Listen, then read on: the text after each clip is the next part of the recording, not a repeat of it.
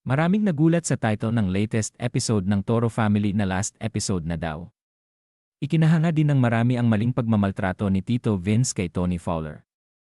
Nagwala, sumigaw, at binato niya ang 100,000 niyang camera na bagong bili sa galit kay Vince. Guys, I think this is the most painful and disrespectful thing that Vince can ever do to his partner. Nagaya ako mag-mall kasama si Jowa, tapos sabi ni Papi, sasama daw siya. Then sabi din sa akin ni Jowa, nasasama din daw si Tyronia. So, ayun, tara, sige. Hindi ito yung isa sa mga pagpinagsawaan mo ng ilang araw, bibigay mo, ha? Minsan ganyan ka, bakit ganito? Biglang may ganito, bigyan na lang natin kay ganito. Hindi yung isa sa mga ganun, ha? Thought number 1, okay lang na pagsabihan ang partner mo sa expenses, pero dapat may respeto ka. Lalo na kung pera niya naman yung pinambili niya, hindi ko talaga nagustuhan ang tono ni Tito Vince dito kay Tony kasi halata naman sa clip na pagalit ang tono niya sa kanyang nobya at may paturo-turo pa. Na make sure na gagamitin mo yan hindi yung pagsasawaan mo tas ipapamigay mo na lang. First of all, pera niya yan.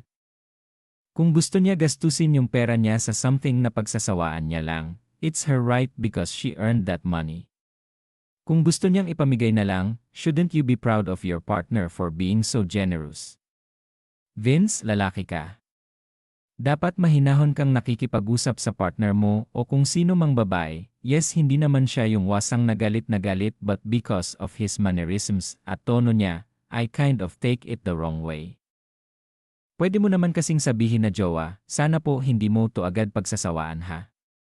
Kasi 100,000 po yung ginastos mo po dito, may 2 na po tayong anak. Maging wise po tayo sa pera ha. Okay po ba? Though, even if I am an avid watcher of the reality show, hindi ko po alam ang kanilang usapan sa relasyon nila. If they are really like this or not with each other and kung normal lang sa kanila ang ganito. Pero as a viewer, itong clip pa lang na ito, I was already sensing some red flags. I am not a sexist and I do not believe in gender roles, pero aminin natin na pag sa mga babae, masakit talaga ang salita kapag galing ang harsh words sa lalaki kesa sa kapwa babae. Tito Vince should have been more gentle with his partner because it's not always about the words you say, sometimes it's the way you say it.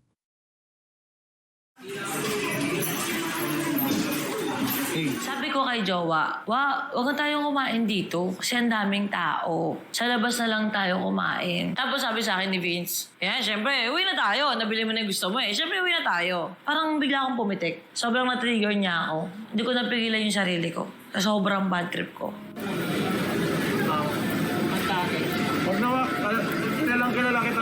Ayoko kasi ang daming tao. Alam mo yan.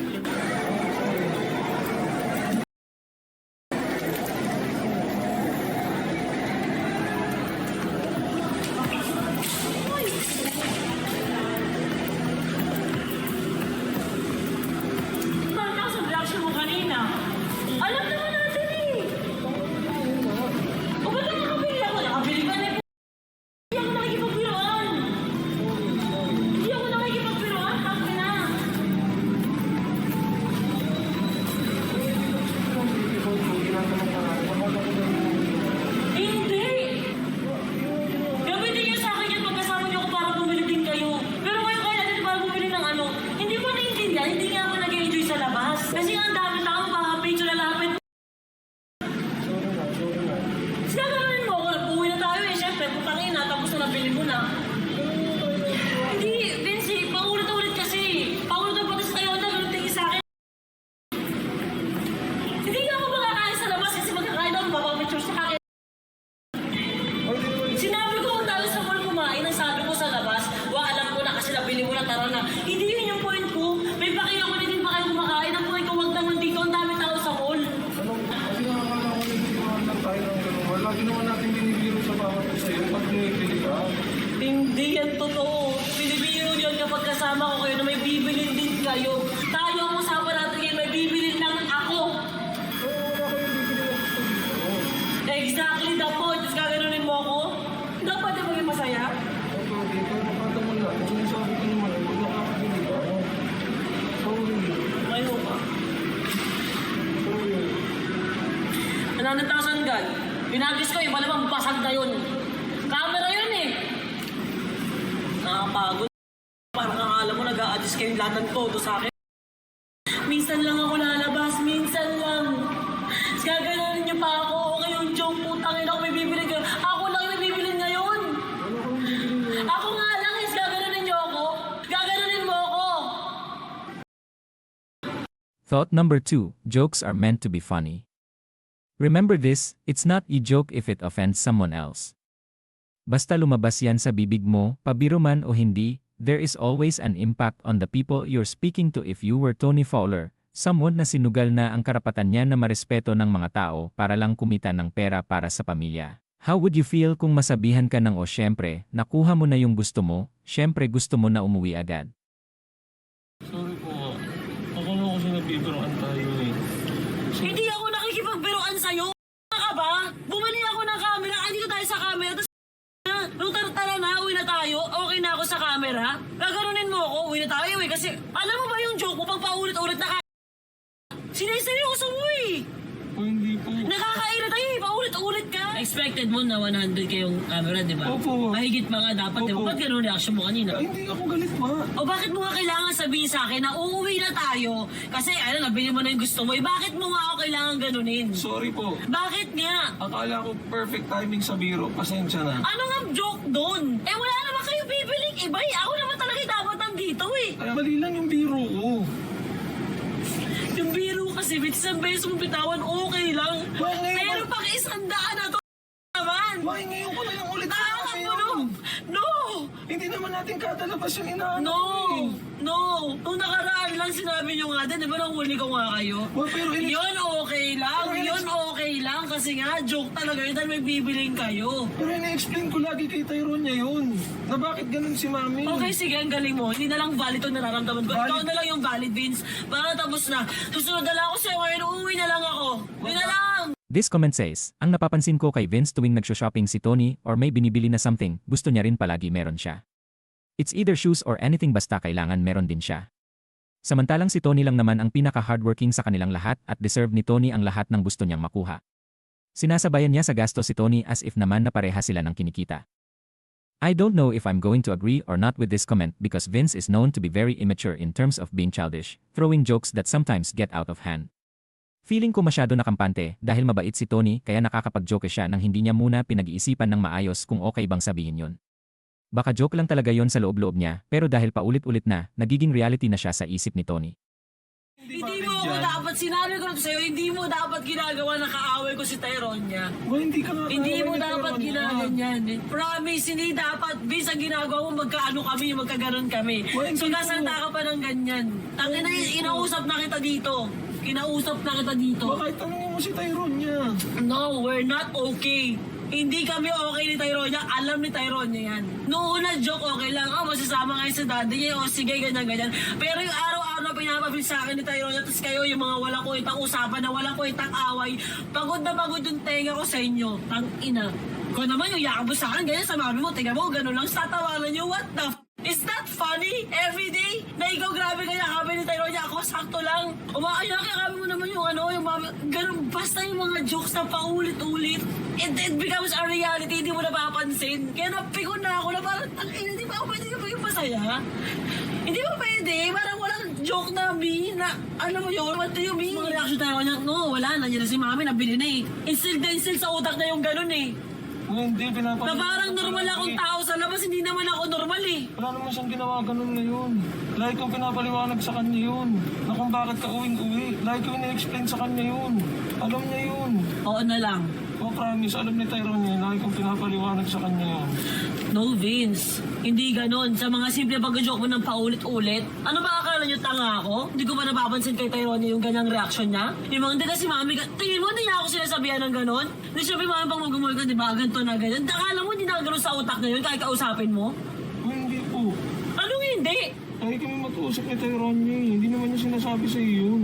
Kinausap na kita tungkol dito. Dapat anong nangyari sa atin, oo, love ka ni Tyrone niya, ganito tayo. Pero dapat magkakampi tayo. tayo, magkakakampi tayong tatlo. Hindi yung parang lagi akong pahirap sa inyong dalawa. Ma, hindi. Lagi kong pina-explain si Tyronia yung side mo. Maniwala ka. Promise, kahit ano. Sa ano na itero niya kanina? Tingin mo? Sa actions sa Ma, kanina? hindi. Thought number 3, you can talk bad about child's mother in front of them. Tama si Tony, the more you say it, the more the child thinks of the same thing and it becomes their reality. And if it is true that Tyronia does start to think na ay ang selfish ng mommy ko, that's not her fault. It's the environment and the people that surrounds her who influences her to think that way. Siyempre, bata si Tyronia, so anything na sasabihin ng mga importante sa kanya or idol niya, katulad Tito Vince, ay paniniwalaan niya. It will be marked in her head na masama ang ugali ng nanay niya. Kita niyo ba yung reaksyon ni Tyronia sa pagbato ni Tony? Play clip, she reacted that way for dalawa possible reasons. Isa, napahiya siya because they're in a public place, which is fine. No judgment there. Normal naman yun. Dalawa, because she does not see how her mother's actions could be valid. I don't know I was not there.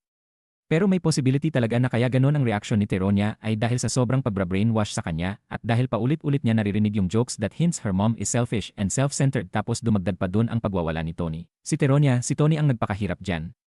Siya ang nagpalaki dyan. So, ano yung pinapahiwatig mo sa joke na mas affectionate si Tyronia sa stepfather niya kesa sa biological mom niya? Para manginggit? Sige, maybe a few times it will be funny, asar-asaran sa pamilya. But like what Tony said, paulit-ulit na. Doesn't that drain you? Gaano kasakit yun kay Tony na pinaglaban si Tyronia from her family na gustong ipalaglag si Tyronia? Pinaglaban niya ni Tony, si Tony ang dumiskarte para may maipakain sa kanya, tapos gaganunin lang ng partner niya. Hindi naman kayo kasali. Kailangan nung niyayaya ko ni Mami, mas gusto ko kami dalawa lang din eh. Pasensya na. Mali lang yung biro. Diba? Yung pag-iinsa nyo sa utang nyo mas okay kasi pag kami lang nang wala kay. Ako din, putang ina, mas gusto kong kumilos nang wala ka. Nang wala kayo. Ma, hindi ko naman... Putang ina! Hindi ko minansip. Lahat ng labas ko kailangan nandun ka, di ba? Kahit ang bigat, kahit ang tagal mo minsan, tangina kailangan nandun ka. Sa'yo, andito ako, napapasama lang ako sa inyo, tangina kailangan. Nabili mo na eh. Ang ibig ko sabihin... Lahat ng labas mo, may maraming panahon na wala ako. Kayo, lahat ng labas nyo, ako lahat ng labas ko, nandyan kayo. Kaya kung gaganyan ka, tangina, ang bigat, tol. Ang bigat. Pasensya na. Ang ibig ko sabihin din naman yung uuwi ka na kasi gusto mo na... Nakakasakal kasi. Nakakaputang ina ba? Nakakasakal?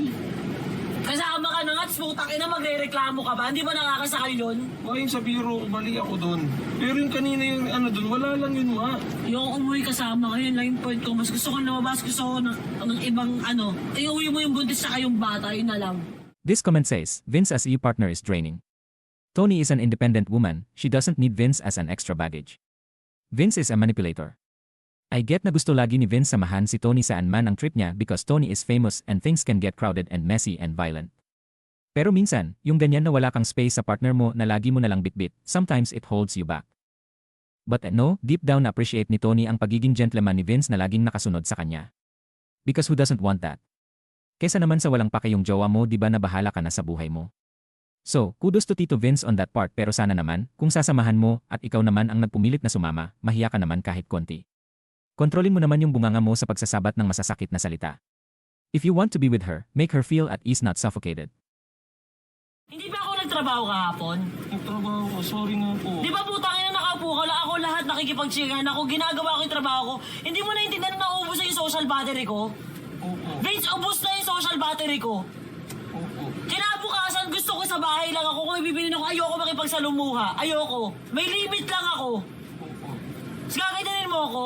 Wala akong ginawa sa araw-araw kundi maging money machine, putang ina. Alam ko. Dali sa mga paramdam mo sa akin yung selfish ako. Alam mo yan. Ayun ang pinaka-ayoko sa paparamdam mo sa akin na yung selfish ko, putang ina. Sorry ba? Tapos ngayon ang gusto kong umano, for the first time, Vince, I really meant this. Ayoko talagang makita ka. Ayoko kitang kasama ka. Hindi kita kakampit, ang ina ka. Grabe ako magbigay, grabe ako magmahal. Pero yung paulit-ulit na joke na yan. Tang ina. So sinusugatan niyo ako. Pasensya na sa paulit-ulit na joke na yun. Hindi mo na nga alam kung joke pa eh. Ma, hindi naman yung totoo eh. May intindihan ko kung may bibilin din kayo eh. Ano ako sa pakiramdam mo para ang selfish ko. Ma, hindi po. Na number one, wag ganito sa ganyan na putang ina, pera ko naman dyan eh. Pinagalaman ko naman dyan. Kaya ako nga kailangan mag-picture kasi putang ina, may bayad sa Facebook yung picture ngayon, putang ina. Alam ko naman po. Tapos paglabas, uwi na tayo kasi nabili mo na yung tang ina mo. Tas gusto mo ngayon uuwi tayo, okay tayo, gago ka ba? Gago ka ba? Aalis ako, ayoko tang makita, tang ina ka. Minsan lang mag-reward si Tony sa sarili niya, let her have her own happiness. Tony is the one providing for Vince, so why is he complaining? All her life, Tony has been working for her family. Hindi para sa kanya lang, laging dapat para sa lahat. Let her have her moment and her happiness dahil deserve niya naman eh. Lily, are you making her feel guilty for allowing herself to be happy? Sorry po na ako ah. Hindi ito mauulit. Sorry po na ako. Lahat ng pagkakamali ko, hindi ko na mapapalik yung oras. Alam ko, hindi ko na mapapalik yun. Hindi ko na gagawin yung stay ng jowa. Hindi mo deserve ng ganung pakiramdam. Hindi ako magiging fanboy wa after niya sa hindi.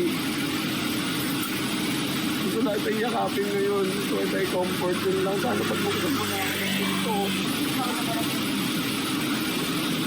Hindi ko alam eh. Kasi baka pag binuksan ko, magwala ka lang lalo. Kaya tinatin ang sinasabi ko sa'yo. Hindi. Ayoko naman din itisip ko. Gusto ko manggaling lang din sa'yo. Baka mamaya pag umawak ako, bigla mo lang din ako itaboy. Hindi ba ako pumasok jowa?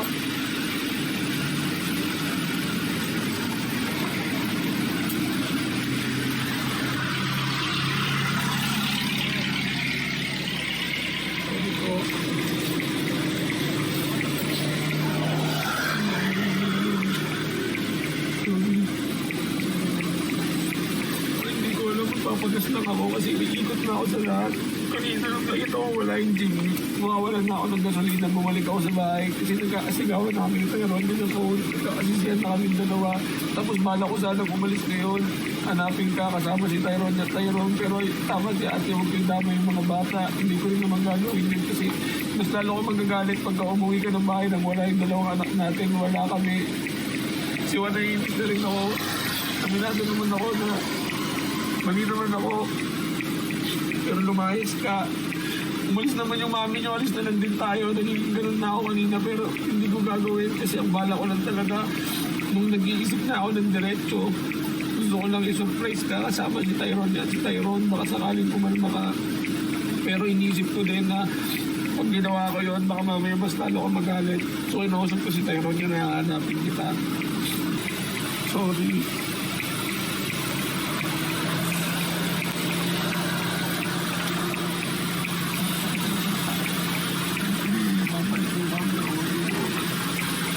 Wala na akong ibang maipaliwanag kasi sobrang mali ako doon. Sana wag niyong i-hate si Jowa sa paglalabas niya ng feelings niya. Ako, okay lang ako, i-hate niyo ako, tatanggapin ko yun. Pero sana wag na yung partner ko. Deserve ko lahat ng hate, deserve ko lahat ng galit. Yun. Kasi nakagawa ko ng pagkakamali. Hindi ko na alam kung ano ipapaliwanag ko. I don't want to explain myself. I just want to say sorry sa partner ko kung naramdaman niya yun. Kung nasabi ko yung biro ko na mali. Willing naman ako matuto. Willing ako magpasako palagi. Yun, Jowa, sorry sa nagawa ko sa'yo. And I love you so much. Magiging better ako palagi. Kahit anong mangyari pang layas na gawin mo, habol lang ako, hanapin lang kita. Gagawin ko lang yung pangako ko palagi sa'yo. Kung di man tayo naging magkakampi, yun yung pakiramdam mo sa naging biro ko sa'yo. Sobrang sorry. Hindi ko na ipaparamdam sa'yo ulit yun. Alam ko mahirap paniwalaan. Pero lagi mo akong kakampi. Huwag tayo makinig sa sulsul ng iba, sa sinasabi ng iba. Yun. So, I love you, Jowa. Last but not the least, thought number 5. Everybody makes mistakes, learn how to forgive. Sa lahat ng mga taong nagsasabi na napaka-manipulative ni Vince, manggagamit si Vince, inggit si Vince kay Tony, hindi ako naniniwala at nag-agree sa kanila. Those people defined Vince Iwa just one clip or that one episode pero sa totoo lang, kung papanoorin nyo lahat ng episodes ng Toro Family, makikita nyo kung gaano siya maging mapagmahal, mag-sacrifice, sumuporta kay Tony, Teronia, at Tyrone. Napakadalang lang nila mag-away ni Tony kasi nga mabait naman talaga si Vince to the point na kahit nga si Mama Marie laging nakaasa at kasama si Vince. Kaya nga lang, tao lang din siya at nagkakamali. Same goes with Tony and everyone else dahil lahat tayo, tao lang din. Vince is not the villain, he is not the bad guy, but he is just a person. So Tito Vince and Mommy Oni, if you're somehow seeing this, I just wanna say na tama si Vince na wag makinig sa susol ng iba. I made this video to simply give reaction, advice, and also of course defend you and give the benefit of the doubt. Ako, support ako lagi sa inyo. Good luck sa relationship nyo and of course sa bago nyong season.